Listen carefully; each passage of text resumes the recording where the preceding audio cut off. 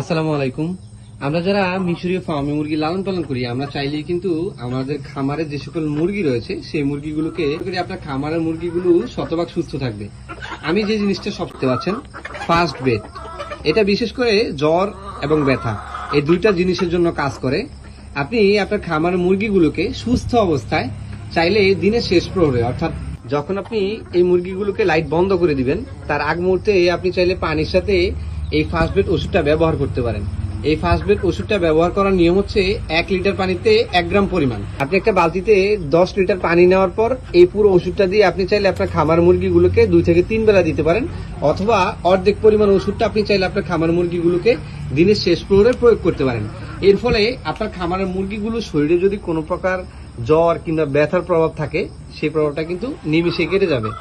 এই ওষুধটার দাম মাত্র 20 টাকা। আপনারা 20 টাকার মূল্যে চাইলে আপনার খামার মুরগিগুলোকে সুস্থ রাখতে পারেন।